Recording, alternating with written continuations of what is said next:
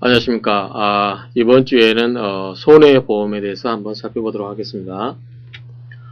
자, 손해보험 계약이라고 하는 것은 말 그대로 손해가 뭡니까? 손해라고 하는 게 어떤 재산상의 손실을 의미하는 거죠. 그래서 이 손해라는 것은 어떤 물건이라든가 있던 재산, 물건이라든가 또 다른 말로 하면 있던 재산에 대해서 이 손해가 났을 때 그 손해를 담보해주는 그러한 것을 손해보험 계약이라고 할 수 있겠습니다. 그래서 법상 정의를 보게 되면 계약자가 보험료를 지급하죠. 보험료를 지급하고 누구한테? 보험자한테 보험료를 지급하게 되고 어떤 목적이 뭐죠? 목적물이 보험의 목적이 뭐냐면 어떤 물건이죠. 그런 물건이라든가 이런 것에 대해서 우연한 사고, 보험에 있어서는 가장 기본적인 게 기본 전제가 우연성이라고 그랬죠. 그래서 우연한 사고로 인해서 피보험자, 자 물건 보험에 있어서는 피보험자라고 했습니다. 피보험자는 뭐죠? 보험금 청구권을 갖는 사람을 피보험자라고 했습니다. 그러면 인보험에 있어서는 피보험자는 뭐죠? 보험에 붙여진 자입니다. 보험에 붙여진 자고 인보험에 있어서 보험금을 달라고 하신 사람보다 보험 수익자라고 이야기했습니다. 그래서 피보험자가 입은 재산상의 손해를 보상할 것을 약정함으로써 효력이 생긴 것이다 라고 했습니다. 그래서 이 손해라고 하는 것은 사고가 안 났으면 아무렇지도 않을 텐데 사고가 남으로써 어떤 경제적인 가치가 떨어졌다. 그러면 사고 발생하기 전과 발생 후에 그 경제적인 가치의 차이가 되겠죠. 그래서 그러한 이익 상태의 차이를 이 손해라고 한다라고 하는 겁니다. 자, 손해보상은 보험금액의 한도 내에서 보험사고로 피보험자가 입은 재산상의 손해를 보상하는 것이다. 그럼 여기서 보험금액이라고 하는 것은 뭐냐면, 자, 근데 여러분들이 자동차를 한번 생각해 보시면 되겠습니다. 자동차 가치가 현재 우리 자동차 보면서 자차라는 게 있죠. 자, 자동차 가치가 현재 1000만원짜리인데 1000만원 보험료를 다 내면 자차에 관해서 내야 되는 보험료가 예컨대 10만원이다. 근데 여러분들이 이 돈을 아끼기 위해서 내가 만약에 차가 다 전손이 되더라도 1000만원을 받지 않고 나는 500만원만 들겠어 라고 해서 500만원 했을 때 예컨대 5만원이라고 가정했었다. 어디까지나 가정입니다. 그랬을 때 자동차가 자차인데 1000만원짜리인데 망가지면 그러니까 다 수리비가 1000만원 이상 나오게 되면 나한테 주는 게 1000만원이라는 거죠. 자동차를 고쳐주지 않고 1000만원을 주겠다라는 건데 이러한 경우에 500만원만 들게 되면 이 500만원 범위 내에서만 드는 거죠. 이게 뭐냐면 보험 금액입니다. 약정한 금액. 자, 1000만원 현재 가치가 보험에 있어서 평가한 가치가 자동차가 1000만원이다. 이건 뭐냐면 보험 가액이죠. 가치의 액이라는 거죠. 보험 가치. 즉 보험의 목적인 자동차의 값어치의 액이 이 보험가액이 1000만원이고 보험 금액이라는 것은 뭐냐면 보험금이죠. 그래서 보험자가 보험계약자에게 주는 돈, 그게 먼저 보험금이죠. 그래서 보험금액. 그래서 보험금액은 당사자 간의 약정한 금액, 어디 범위 내에서 보험가액의 범위 내에서 약정된 금액이 보험금액이다 라고 이렇게 이해를 하시면 됩니다. 그래서 이 손해보험에서 이제 보험가액이니 보험금액이니 이렇게 나오는데 여러분들이 이 개념도 반드시 여러분들이 숙지를 하셔야 됩니다. 그래서 보험가액은 가짜는 말 그대로 값어치 가짜잖아요. 그래서 어떤 물건의 가치의 액이고 보험금액은 뭐냐면 보험회사가 즉 보험자가 보험계약자에게 지급하는 금액, 보험금액. 그래서 자 자동차의 원래 보험가액의 값어치인 1000만원을 초과해서 보험을 들지 않는 게 일반적이겠죠. 자동차가 1000만원 뿐이 안 되는데 자동차 가액을 1억으로 산정해서 보험금액을 나는 100만원 내겠습니다 라고 하는 바보가 있을까요? 없죠. 이건 무슨 소리냐면 만약에 1억으로 가정을 하더라도 보험회사에서는 보다 실제 손해가 1000만원 밖에 안 나는데 이거를 1억주 줄 수가 없는 거죠. 그렇죠? 그래서 이러한 경우는 보험계약자가 돈만 더 내는 경우가 됩니다. 그래서 여러분들이 그러한 것은 원칙적으로 이제 나중에 초과보험, 중복보험 이야기가 나오는데 그 부분에서 한번 설명드릴 텐데 어찌됐든 현재 상태에서는 보험가액과 보험금액의 개념을 정확하게 숙지하셔야 됩니다. 자, 참고로 이 손해배상과 손해보상, 보상과 배상은 차이가 있죠. 자, 우리 민법상의 손해배상은 뭡니까? 불법 행위가 전제되어 있다라고 하는 거죠. 그래서 제3자가 나쁜 행위, 고의라든가 과실에 의해서 불법 행위를 했을 경우에 거기에 대해서 배상을 해주는 게 손해배상이고, 손해보상은 그렇지 않고 보험금처럼 어떠한 손실이 발생했을 때 그것을 보상해 주는 것이다 라고 하는 겁니다. 그래서 보상은 손해보험계약에서 손해보상 보험료를 받고 위험을 담보한 대가로서 보험계약의 내용에 따라서 보험금액의 한도 내에서 보험사고로 피보험자가 입은 손해를 보상해 주는 것, 이것이 손해배상이고, 채무 불이행이라든가 불법행위 이러한 경우에는 손해배상. 그래서 여러분들 고자냐 배자냐에 따라서 전혀 전제가 다르다라고 하는 점을 이해를 하셔야 됩니다. 자, 손해의 형태에 따른 종류, 손해보험 계약의 종류를 보게 되면, 자, 손해가 재산이냐, 책임이냐, 상해냐, 건강이냐 라는 것에 따라서 이렇게 나누어지고, 보험 계약자가 개인이냐, 가계냐, 기업이냐, 개인이냐, 기업이냐, 기간에 따라서 짬냐, 기냐, 이렇게 여러 가지 나눌 수 있다. 그 다음에 위험이 육상이냐, 해상이냐, 항공이냐, 그래서 이런 게 있고, 그 다음에 상법에서 규정하고 있는 것은 이렇게 규정하고 있습니다. 그래서 이거는 앞에서 언급된 내용은 여러분들이 참고 삼아서만 이해하시면 되고, 상법에서는 뭐라고 규정되어 있냐면, 첫 번째 화재보험이 나옵니다. 대표적인 걸로. 그 다음에 운송보험이 나옵니다. 해상보험이 나오고요. 책임보험, 자동차보험, 이렇게 상법에서는 규정하고 있다라고 하는 점입니다. 그래서 이제 여러분들이 보험법 강론 시간에 가면, 강론 시간 후반부에 가게 되면 이 하나에 대해서 화재보험, 운송보험, 해상보험, 책임보험, 자동차보험 이 각각에 대해서 좀 자세하게 배우시게 됩니다. 그 다음에 손해보험 계약에서 뭐가 나오냐면 피보험이익이라는 게 있습니다. 피보험이익.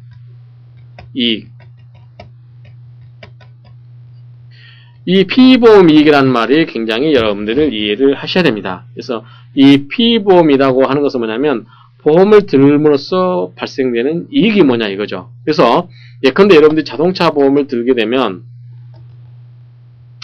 자동차 보험은 물론 사고가 났을 때 어떤 대인사고뿐만 아니라 자차에서 자차를 한정한다면 이 자동차의 자차 보험을 들음으로써 생기는 피보험 이익이 뭐냐 이거죠. 그래서 얻을 수 있는 이익이 뭐냐. 그래서 얻을 수 있는 이익 범위 내에서만 보험을 들여야 되겠죠. 만약에 얻을 수 있는 이익이 아까 이야기한 것처럼 자동차가 1000만원인데 뭐 1억짜리를 한다든지 뻥튀기를 한다든지 과대 포장한다든지 이러한 경우는 부풀린다든지 그러한 경우는 이것은 이것이 이게 도박이구나, 약간 사행성이구나 라고 하는 식별하는 표지가 될 수 있다라는 거죠. 그쵸?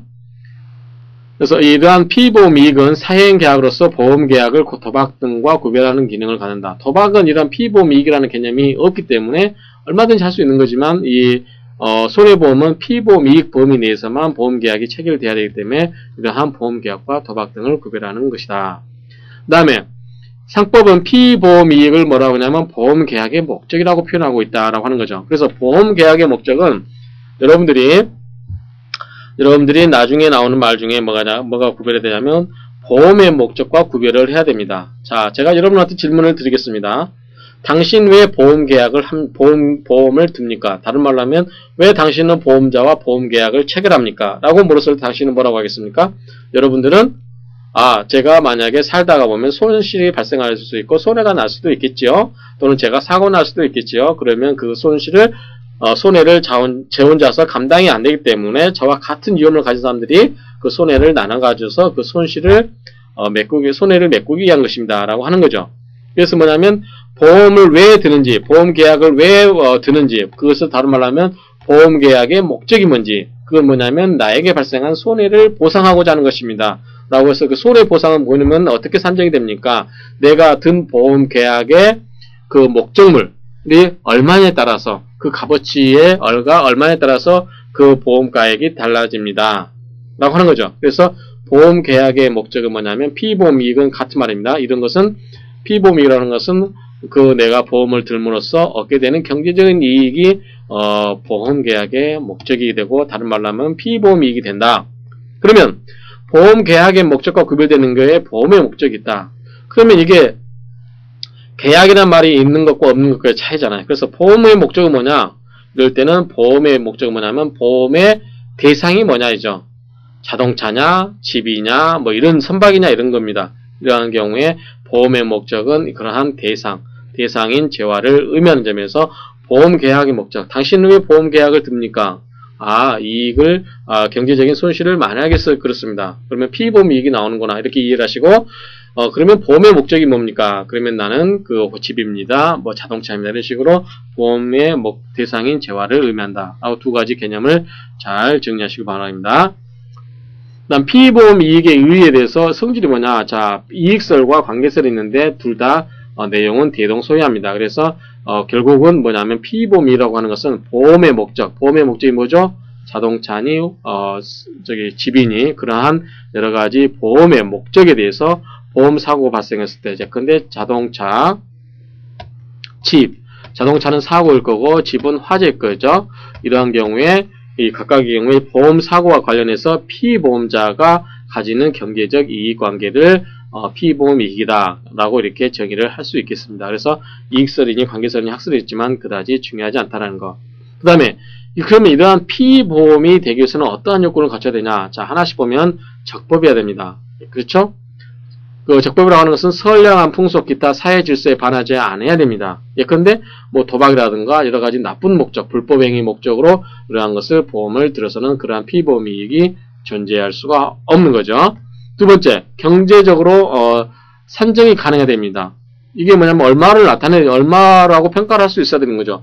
만약에 얼마라고 평가할 수 없다고 하면 그것은 경제적인 가치가 경제적인 이익으로 평가할 수 없다고 하면 그것은 어떻게 보험금을 얼마 줄지를 모르지 않습니까? 그래서 결국은 나중에 돈으로 귀착이 되기 때문에 그게 얼마를 받을 수 있는지로 귀결되어 수 있어야 된다는 거. 그 다음에 확정 가능. 그래서 어느 순간까지 계약 체결 당시에 확정되어 있어도 되지만 그게 아니다 하더라도 사고가 발생하게 되면 도대체 얼마를 보험회사가 즉 보험자가 보험계약자에게 지급할 것인가가 확정이 되어 있어야 되죠. 만약에 확정되어 있지 않다라고 하면은 도대체 보험금을 얼마를 지급한지가 말이 안 되지 않습니까? 그래서 이러한 적법하고 그 다음에 산정 가능해야 되고 그 다음에 그것이 확정할 수 있어야 된다라는 이러한 요건을 갖추게 되는 거죠. 그 다음에 이제 한 가지 판례를 보게 되면 그럼 남의 소유의 물건을 가지고도 그러한 피보험에 있느냐? 예컨대 제가 A라는 사람이 B라는 사람 아무 관계도 없습니다. B라는 사람의 집을 상대로 해서 보험을 듭니다. 보험을 들어요. 화재보험을. 그럼 만약에 이 B라는 사람이 집이 화재로 나서 소실됐다. 그런 경우는 A는 보험회사에 대해서 자, B라는 사람의 집이 화재로 불탔으니까 자, 나에게 돈을 지급하시오. 라고 하면 또 여기 무슨 문제가 생깁니까? A가 사람을 시켜서 B라는 사람의 집을 불태울 수도 있잖아요. 그쵸?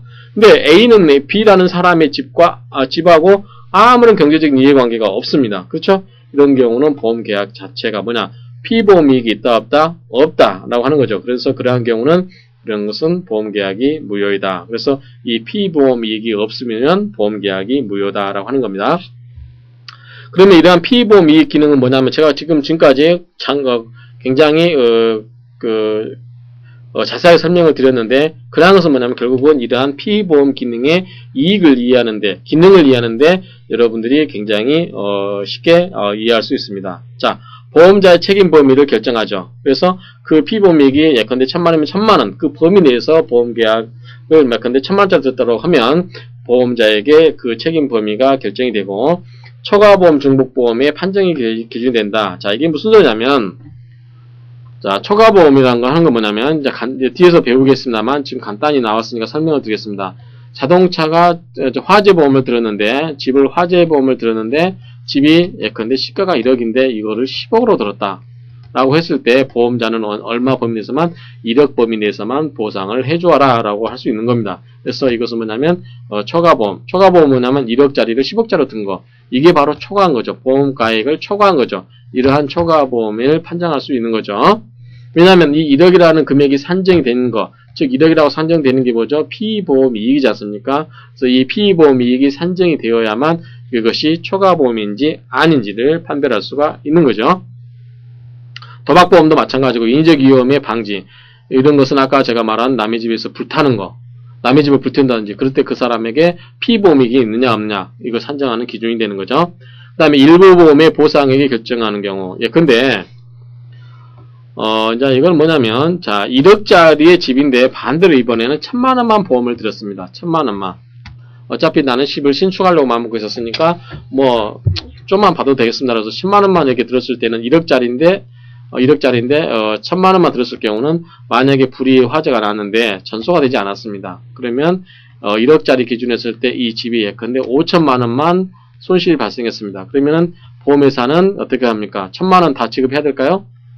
보험료를 1억짜리 지급할 때는 예컨대 100만원 낸다고 했을 때 1000만원 때는 10만원밖에 안 냈습니다. 근데 보험회사는 10만원밖에 안 낸 보험 계약자에게 1000만원 범위 내에서 그냥 1억까지 지급해도 되니까 이 1000만원 들었기 때문에 이 사고가 보험 사고가 전부 화재 났을 때 1억, 전부 사고 났을 때 1억인데 일부가 소실된 경우에 이런 경우에 5천만원짜리 손실이 발생할 경우에 1000만원은 5천만원보다 적네 라고 해서 보험회사가 이 1000만원을 다 보상을 해줄까요? 그렇지가 않겠죠. 비율적으로 1억에 5천이니까 1000만원에 500이겠죠.